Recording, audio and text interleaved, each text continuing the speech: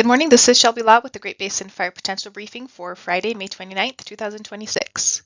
The fire potential headlines for the next week include some cooler weather with lighter precipitation across the area today and Saturday. We'll still see some breezy winds in some areas, and then rapid warming and drying set in for next week.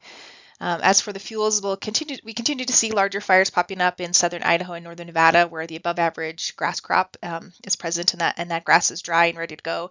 So anytime we see these warm, dry, windy periods, we would expect to see some of those fast-moving grass fires in those areas.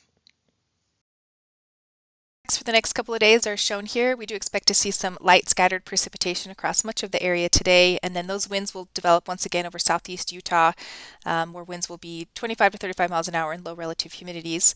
On Saturday, strong winds will still continue across the north. This area shaded here in southern Nevada, or south central Idaho, but the RHs will be up in this area, and we'll continue to see some heavier showers on Saturday over eastern Idaho, western Wyoming, and into the higher elevations of northeast Utah as well, with some drying moving in for Saturday or by Sunday.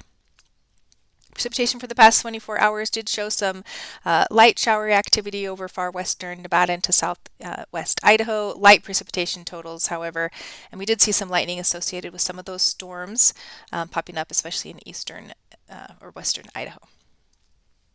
Precipitation for the past week is shown here with the observed amounts on the left and the percent of normal on the right. We have seen some decent precip over western Nevada and even up into central Idaho over the last week. However, it's been very dry over eastern Nevada, western Utah, and up into southern Idaho during the last week as well, which is where we're kind of seeing some of those larger fires. Initial attack activity from yesterday showed 10 fires for just over 600 acres on some of these fires in mainly southern Idaho, and zero large fires or 0 acres on our large fire growth yesterday.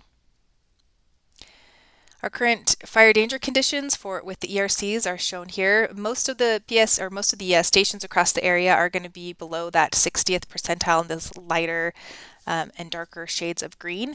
However, we can see the higher values are in place over south central Idaho and into eastern Idaho and western Wyoming. We have a couple of stations that are a little bit higher in those areas as well. If we look at the general trends, those values are much above normal, setting records for the time of year there on the southern Sawtooth. And even with some cooling moving in for the next couple of days, it's just not enough widespread precip to drop those values very much. We'll still stay quite a bit above normal heading into the first of next week. Taking a look at the upper air forecast and the significant fire potential outlook for the next 3 days shows that low pressure center moving across the Great Basin today for cooler temperatures and some of that widespread light showers. On Saturday, that low continues to move north and east, bringing some continued cool temperatures to the east and increased shower activity there over eastern Idaho, western Wyoming, and northeast Utah. And then by Sunday, that low starts to lift north and east out of the area. As far as the fire potential goes, today we still have some of those dry, windy conditions in place across southeast Utah, so we have some brown zones still in place there. But with the cooler temperatures, some of the overall large fire potential will decrease for the next couple of days. Taking a closer look at the winds and relative humidity for the next few days, we can see some gusty southerly to southwesterly winds in place over central and eastern Utah, especially southeast Utah today, where we do expect to see some low relative humidities. No high risk issue there, just due to some of the recent precip we saw. However, something to keep in mind. On Saturday, the winds really pick up as the low moves up to the north and east of the area. We'll see some very strong winds, especially over south central Idaho, where we have seen some recent fire activity with gusts in the 40 miles an hour, even a little bit higher possibly. But the relative humidities really do come up there quite a bit tomorrow with some cooler temperatures as well. And then on Saturday, continued gusty winds along the Snake River Plain and into western Wyoming, but once again, higher relative humidities in that area. We begin to see some drier air already moving into Nevada and Utah by Sunday. Precipitation for the next 3 days shows some light showers in place across many areas of the Great Basin today. I don't know how much we'll see on some of our ongoing fires in southern Idaho. Looks like there's a bit of a donut hole in that area.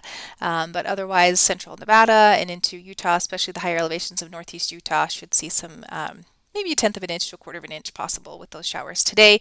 Tomorrow, some better precipitation chances are seen over eastern Idaho into western Wyoming and the mountains of northeast Utah there. And then by Sunday, it's just going to be limited to the far northeast mountains with drier air moving in from the west. As we head into the first of next week, that low kind of just hangs out to the north of the Great Basin. Still some cooler temperatures and maybe a little bit of precip on our far northern periphery. Otherwise, warmer and drier air really starts to move in to the southern areas as we head into the first part of next week.